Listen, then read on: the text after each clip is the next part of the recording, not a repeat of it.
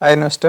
इस वीडियो में हम बात करेंगे जुबिलेंट फूडवर्क्स लिमिटेड के बारे में और इस स्टॉक का फंडामेंटल और टेक्निकल एनालिसिस करेंगे और क्यों मैंने मेंशन करा है ₹600 का टारगेट, यानी कि ये स्टॉक 30% की अपसाइड दिखा सकता है। ये इंडिया की लार्जेस्ट फूड सर्विस कंपनी है।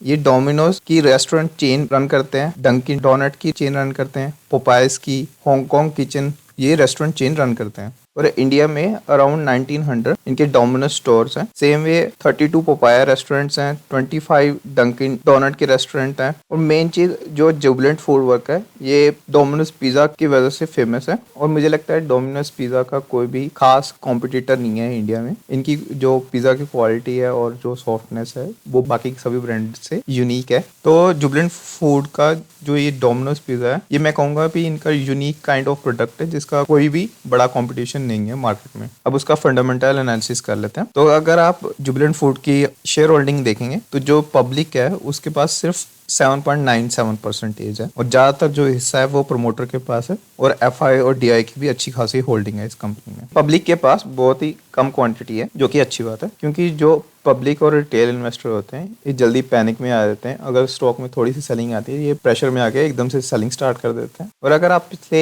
एक साल का होल्डिंग पैटर्न देखेंगे तो जो पब्लिक है उनकी जो होल्डिंग है वो 2.26% डिक्रीज हुई है, जबकि एफआई और डीआई ने अच्छी खासी क्वांटिटी इंक्रीज करी है और जो प्रमोटर है उन्होंने अपनी होल्डिंग परसेंटेज तो इंक्रीज नहीं करी, लेकिन जो उन्होंने प्लेज है वो कम कर दिया 0.87%। अब क्वार्टरली रिजल्ट देख लेते हैं जुबिलेंट फूड का। पिछले 4-5 क्वार्टर से जो कंपनी का ऑपरेटिंग प्रॉफिट मार्जिन है वो कम हुआ है। पहले जो ऑपरेटिंग मार्जिन था वो 24, 25, 26% रहता था, लेकिन पिछले 5 क्वार्टर में ये अराउंड 20% हो गया है, कम हो गया 4-5%। और उसके कम होने की वजह से जो इनका नेट प्रॉफिट है उस पर भी इम्पैक्ट पड़ा है, वो भी कम हो गया। लेकिन जो इनका रेवेन्यू है वो ग्रो कर रहा है धीरे धीरे, उसमें कोई दिक्कत वाली बात नहीं है रेवेन्यू में। और इनका प्रॉफिट मार्जिन कम होने का कारण ये है कि ये जो कंपनी है मेनली फोकस कर रही है एक्सपेंशन पे। ये न्यू स्टोर्स ओपन कर रहे हैं और जो न्यू स्टोर ओपन होते हैं उनके लिए एडवर्टाइजमेंट पे पैसा खर्च होता है, डिस्काउंट ऑफ दिए जाते हैं, जो कस्टमर्स होते हैं उनको उस पे पैसा खर्च होता है। उन सब चीज का इम्पैक्ट पड़ेगा इनके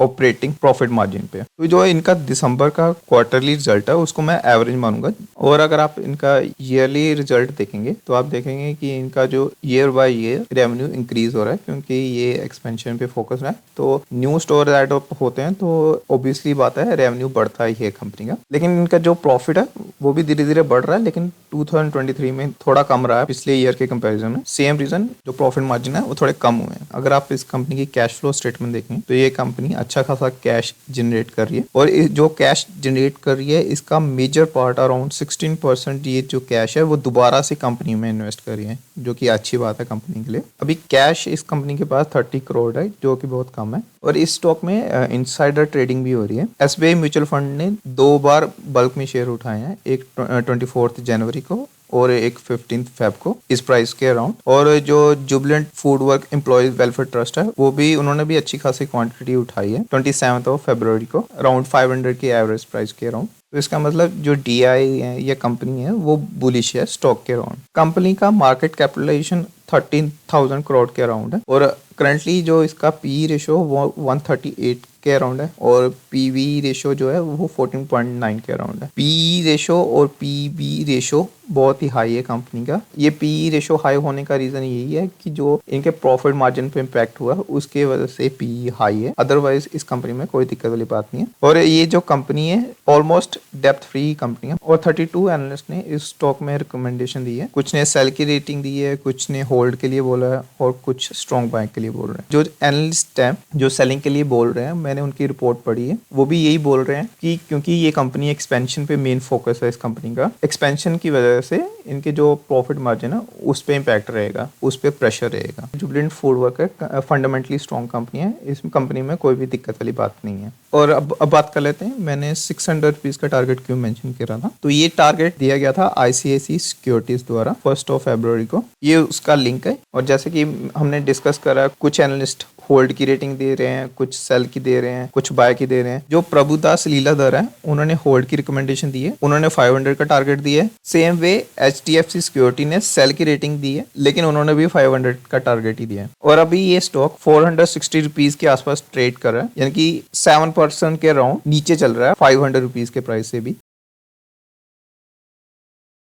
चलिए अब टेक्निकल एनालिसिस देख लेते हैं स्टॉक का। ये पिछले कुछ दिनों का डाटा है, तो अगर आप इस डाटा में देखेंगे पिछले कुछ दिनों से जो स्टॉक में डिलीवरी परसेंटेज है वो डे बाय डे इंक्रीज करी है, प्लस जो वॉल्यूम है स्टॉक में वो भी डे बाय डे इंक्रीज करी है। और अगर आप क्वांटिटी पर ट्रेड देखेंगे तो वो भी डे बाय डे इंक्रीज ही करी है। तो इसका मतलब ये है इस स्टॉक में कुछ बड़े रिटेल इन्वेस्टर इन्वेस्ट कर रहे हैं और वो स्टॉक की डिलीवरी ले रहे हैं, जो कि अच्छी बात है स्टॉक के लिए। वन डे का चार्ट देख लेते हैं जुबिलेंट फूड का। तो 2 मेजर इवेंट हुए हैं जुबिलेंट फूड में। पहला 1 फरवरी को हुआ था जब कंपनी ने क्वार्टरली रिजल्ट डिक्लेयर करा था, तो रिजल्ट इतना बुरा नहीं था, एवरेज कहूंगा, एवरेज रिजल्ट दिया था। तो उसके बाद स्टॉक प्राइस में अच्छी खासी फॉल आई थी। और दूसरा मेजर इवेंट हुआ था स्टॉक मार्केट में ही ह्यूज सेलिंग आई थी, तो तब भी ये स्टॉक प्राइस और गिरा था, तो इसने अपना बॉटम क्रिएट करा था स्टॉक में। अगर आप स्टॉक का 1 डे चार्ट देखेंगे तो 10 और 12 को स्टॉक का प्राइस इंक्रीज हुआ, प्लस वॉल्यूम भी काफी इंक्रीज हुआ। और अगर मैं जुबिलेंट फूड का 1 मिनट कैंडल चार्ट देखता हूँ 12 अप्रैल का, तो आप देखेंगे ह्यूज क्वांटिटी ट्रेड हुई है 1 मिनट के इंटरवल में। यहाँ पे 1 मिनट में 1 मिलियन शेयर्स ट्रेड हुए, यहाँ पे 2 मिलियन शेयर्स ट्रेड हुए 1 मिनट में, और फिर 11:30 के पास 1 मिलियन शेयर ट्रेड हुए। और इनमें से 76% स्टॉक जो थे वो उनकी डिलीवरी ली गई, जो कि अच्छी बात है। तो मैंने ये चीज नोटिस करी कि अच्छी खासी डिलीवरी हो रही है जुबिलेंट फूड में 12 अप्रैल को। तो मैंने भी 12 अप्रैल को जुबिलेंट फूड में एडिशनल बाइंग करी। ये स्टॉक मेरे पोर्टफोलियो का पार्ट है और अभी तक इस स्टॉक में मैं 4 बार बाइंग कर चुका हूँ इन डिफरेंट लेवल्स पे। और अभी मेरे पास 85 शेयर पड़े हैं 483 के एवरेज प्राइस पे। अराउंड 4.5% मुझे लॉस हो रहा है, और मैं एक्सपेक्ट कर रहा हूँ कि ये जो स्टॉक है वो 600 का टारगेट अचीव करेगा, जो कि ICICI सिक्योरिटी ने दिया है। और अभी इस स्टॉक में अच्छी खासी वॉल्यूम बाइंग भी हो रही है। इस स्टॉक को मैंने हाईएस्ट पॉइंट पे भी परचेज करा है और लोवेस्ट पॉइंट पे भी परचेज करा है। तो इन्वेस्टिंग का रूल यही कहता है कि पहले आप आइडेंटिफाई करिए कौन सी कंपनी फंडामेंटली स्ट्रॉन्ग है और फ्यूचर में अच्छा ग्रोथ दिखाएगी। फिर आप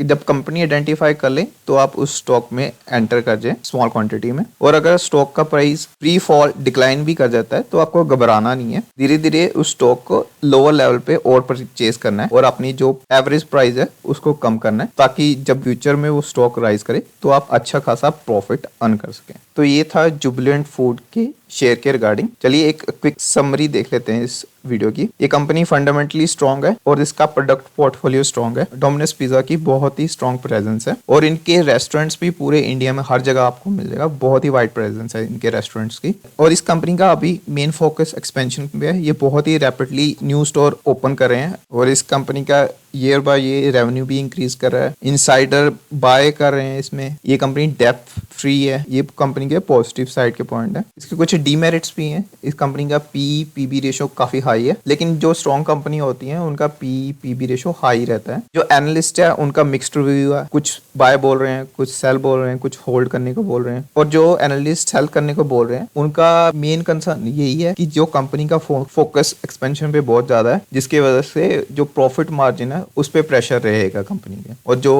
प्रॉफिट मार्जिन है ऑलरेडी पहले 25-26% होते थे, वो अभी डिक्रीज होकर 20% हो चुके हैं। ये कुछ डीमेरिट्स थे कंपनी के। और मैंने एक चीज और नोटिस करी, और 12 अप्रैल को जो रेस्टोरेंट चेन वाले स्टॉक्स हैं उनमें काफी ज्यादा बाइंग हो रही थी। जैसे ये 1 मिनट का चार्ट है बारबेक्यू शेयर का 12 अप्रैल का, तो इस स्टॉक में भी 12 अप्रैल को अच्छी खासी ह्यूज वॉल्यूम में बाइंग हुई। यहाँ पे 15,000 शेयर बाइंग हुई और यहाँ पे 75,000 शेयर बाइंग हुई। और 12 अप्रैल को जो डिलीवरी परसेंटेज थी बारबेक्यू शेयर में वो 85% थी, यानी कि जितनी भी क्वांटिटी उस दिन ट्रेड हुई 85% के अराउंड वो उसकी डिलीवरी होगी। ये बारबेक्यू शेयर को मैं नेक्स्ट वीडियो में डिस्कस करूंगा और इस वीडियो का लिंक डिस्क्रिप्शन में भी आपको मिल जाएगा। और आप मेरे टेलीग्राम चैनल को सब्सक्राइब कर लीजिए। कई बार मुझे कोई इंस्टेंट अपडेट देना होता है तो मैं अपने टेलीग्राम चैनल पे पोस्ट कर देता हूँ।